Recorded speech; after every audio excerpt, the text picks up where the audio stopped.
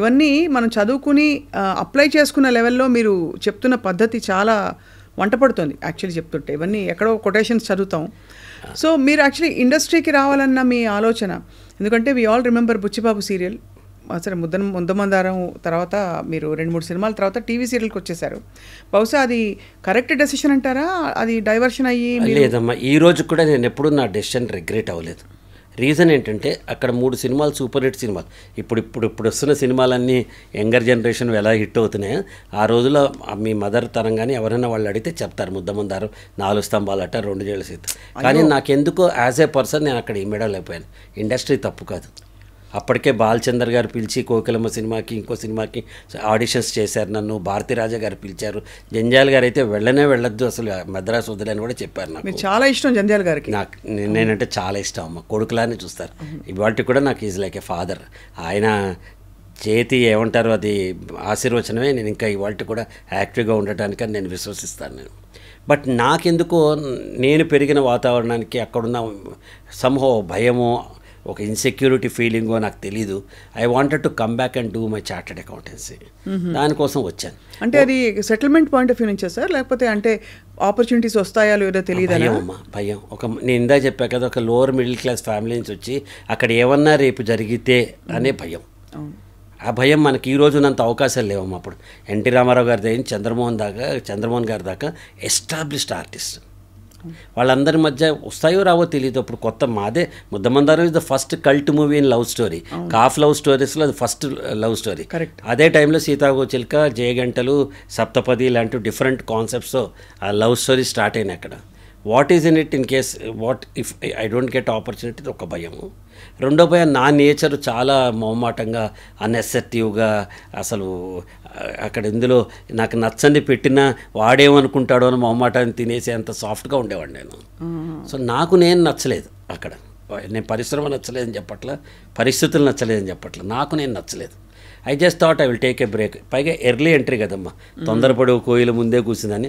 19 ఏళ్లకే నేను హీరో అయ్యాను. కరెక్ట్, అవును. I was 19, Purnima was 15 at that time when we acted together. 19 is not an age to understand that to first generation businessman, that to 43 years back. Correct. It's అంటే అంత conducive atmospheres ఉన్నాయని నేను అనుకోలేదు. సరే, then I thought అప్పటికే జంజాల్ గారు ఇంట్లో పెట్టుకున్నారు. నేను ఎప్పుడు హోటల్లో దిగలే చెన్నైలో. దాని ముద్దమందారం ముందర కానీ తర్వాత కానీ ఇంట్లో పెట్టుకున్నారు. ఒక ఇన్సిడెంట్ చెప్తే మీరు ఆశ్చర్యపోతారు, వై ఐ లవ్ హిమ్ అన్నది. ఒక ఎండాకాలం చెన్నైలో మిట్ట మధ్యాహ్నం నేను బయట రూమ్లో కూర్చుని ఏదో బుక్ చదువుకుంటూ ఏదో చేస్తున్నా. ఆయన సడన్లీ బయటకు వచ్చారు.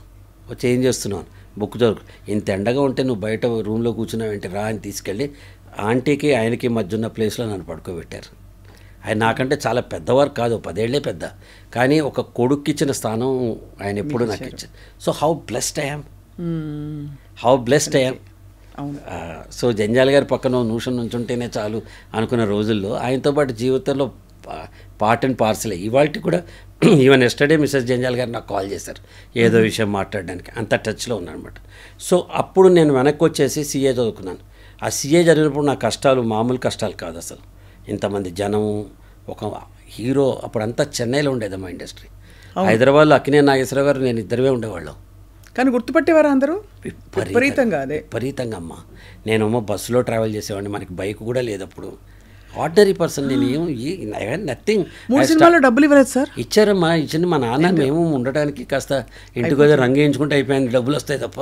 అండ్ ఆ టైంలో డిమాండ్ చేసే వాతావరణం లేదు, మీరు అసలు చేయరు అసలు. లేదు, జంజాల్ గారే చూసుకున్నారు కదా. నాకేం 3 సినిమాలు 5 సినిమాలు యాక్ట్ చేశాను. Whatever they have given we are very confident. Third picture వచ్చిన తర్వాత ఒక బైక్ సెకండ్ హ్యాండ్ కొనుక్కోగలిగాను నేను. అప్పుడు దాకా నేను మరి సిటీ బస్సులో వెళ్ళేవాడిని. నా బాధ భరించలేక ఒక ఆయన నటరాజ్ గారని, ఇప్పుడు లేరు ఆయన, స్టేట్ బ్యాంక్ ఆఫ్ హైదరాబాద్లో వర్క్ చేశారు. నేను ఎన్ఎండిసికి ఆడిట్కి వెళ్ళేవాడిని, అక్కడ పనిచేసేవారు ఆయన. ఆయన మా ఇంటికి వచ్చి స్కూటర్ మీద నన్ను పికప్ చేసుకుని తీసుకెళ్ళి, మేము ఓల్డ్ సిటీలో ఉండేవాళ్ళం. ప్రేమ చూడండి, తీసుకొచ్చి అటు వచ్చేవాళ్ళు. Then I started realising that నువ్వు సినిమా హీరో అయితే అయ్యో, నువ్వు ఏదో అయ్యో, ఇప్పుడు focus on what position you are in. You are just a student of a chartered accountancy. You need to go to audit, you need to go to canteen there. 100 మంది ఆఫీస్లో పనిచేసే వాళ్ళు ఉంటారు, ఎవరైనా ఉంటారు. లేకపోతే ఒక డబ్బా తీసుకెళ్ళి మనం తినాల్సిందే, చేయాల్సిందే. ఆన్ గ్రౌండెడ్ నేను ఆలోచించడం మొదలెట్టా. ఓ పక్క సినిమా యాక్టర్ కింద వెళ్తే ఫస్ట్ క్లాసులు, ఏసీ రూములు, కార్లు అవన్నీ ఉంటాయి. As a person you are just what you are. So 22 ఏళ్లకే నాకు ప్రపంచం అర్థం అవటం మొదలెట్టింది. ఎంత వివేకం అంటే మీకు ఆ టైంలో. వివేకం. దెన్ సిఏ ఇంటర్ అయిపోయింది, ఫైనల్ పాస్ కాలేదు. యాక్చువల్ చెప్పాలంటే I'm not a total chartered accountant. ఫైనల్లో ఒక గ్రూప్ అయింది, రెండో గ్రూప్ ఇంకా రాద్దాం అనుకున్నప్పుడు ప్రభు గారు బుచ్చిబాబుతో వచ్చేసారు. అనగనగా ఒక శోభావం. ప్రభు గారని దూరదర్శన్లో కెమెరామెన్, తెలియని వాడి కోసం చెప్తున్నాను. ఆయన అనగనగా శోభ తీస్తున్నానని చెప్పి మా ఫాదర్ దగ్గరికి ఇంకో కేవి ప్రసాదరావు గారు అని ఇంకో యాక్టర్ ఉండేవారు, బాపు గారి సినిమాల్లో చాలా, ఆయన తీసుకుని మా ఫాదర్ దగ్గరికి వచ్చారు. మా ఫాదర్ అన్నాడు, వాడు మానేసి చదువుకుంటున్నాడు ఇప్పుడు, ఐ డోంట్ నో, వాడిని అడుగుదామని చెప్పి. అప్పట్లో మా ఇంట్లో ఫోన్ కూడా ఉండేది కాదు, ఒక పీపీ అంటే ఇంటి వాళ్ళ ఇంట్లో ఫోన్ ఉంటే అక్కడ ఫోన్ చేసి 2 minutes తర్వాత మళ్ళీ చేస్తా, ప్రదీప్ని వచ్చి నుంచోమని ఉండేవాళ్ళు ఎవరైనా. సరే వాళ్ళు వచ్చి చెప్పేవారు, ఎవరో ఒకళ్ళు అటెండ్ అయ్యేవాళ్ళం. ఫోను హైదరాబాద్లో ఫోన్ రావాలంటే 10 ఏళ్ళు వెయిట్ చేయాల్సి వచ్చిన పరిస్థితి అప్పుడు, అట్లా ఉండేది. అవును అవును. సో మా ఫాదర్ ఫోన్ చేశారు ఆఫీస్ నుంచి, ఇట్లా వీళ్ళు ఎవరో వచ్చారు, నువ్వు చేస్తావా లేదో, వాళ్ళు మళ్ళీ 5 o'clock రమ్మంటాను మా ఆఫీస్ దగ్గర, నువ్వు వస్తావా, you can talk to them. వస్తాను అన్నాను. దెన్ మా బ్రదర్ ఇంట్లోనే, మా శ్రీధర్ అన్న ఇప్పుడు అడ్వర్టైజింగ్లో కేవీ శ్రీధర్ పాప్స్ అంటారు, ఇండియన్ బాంబేలో ఉంటారు. ఇండియన్ అడ్వర్టైజింగ్లో is one of the top stars. ఇవాళ కూడా జస్ట్ గూగుల్, వికీపీడియా లింకింగ్ చేస్తే అసలు ఆయన ఎంత గొప్పవాడో తెలుస్తుంది. ఈ వాజ్ అట్ హైదరాబాద్. నేను తనని అడిగాను, టెలివిజన్ అంటున్నారు, షుడ్ ఐ నాట్ అని. మా అన్నయ్య కదా, నేను అన్నయ్యతో షేర్ చేసుకు. Immediately my brother said it is tomorrow's industry, just pop in అన్న. అంటే ప్రపంచం అంతా పడుకున్నప్పుడు ప్రభు గారు ఒక ప్రపోజల్ తీసుకొస్తే, అప్పటికే 3 సినిమాలు హీరోగా యాక్ట్ చేసిన ఒకడు ఇవాళకి కూడా 3 సినిమాలు యాక్ట్ చేస్తే టీవీ సీరియల్ అని అంటారు. అంటే ఇవాళకి ఇప్పుడు ఎంత ప్రతి ఇంట్లో టీవీ ఉన్నప్పుడు, అప్పుడు కేవలం యాంటీనా ఉన్న ఇంట్లోనే టీవీ ఉండేది కస్టమర్లు. అప్పట్లో సినిమా ఛాన్స్ రావడమే చాలా పెద్దది. అవి సినిమాలు వదిలేసి నేను ఎందుకో టీవీ చేద్దాం అనుకున్నాను. అనగనగా శోభ చేసేటప్పుడు వాళ్ళు ఒక డాక్యూ డ్రామాలనే తీశారు. ఆనెస్ట్గా చెప్పాలంటే ఆయన ఫుల్ ఎఫర్ట్ పెట్టి తీసిన 3 Star ఎలక్ట్రానిక్స్ బ్యానర్ మీద. Dharma Rao Subrahmanyam was the writer దానికి. అప్పటికి ఇంకా యాక్టర్ కాల. శిల్ప గారేమో హీరోయిన్, శిల్ప నేను హీరోయిన్. అందులో దేవదాస్ కనకాల గారు, పద్మనాభం గారు వీళ్ళు కూడా యాక్ట్ చేశారు. బట్ శిల్ప నేను ఇద్దరు హీరోయిన్. దానికి ఒక డాక్యూ డ్రామా లాగా భాగ్యనగర్ స్టూడియోలో షూట్ చేశారు. షూట్ చేసిన వెంటనే నేను I wanted to venture a bigger project. అప్పటికేంటి, ఇది కేవలం హైదరాబాద్ పరిధిలోనే అక్టోబర్ 13, 18 18th October బ్రాడ్కాస్ట్ అవ్వటం వల్ల.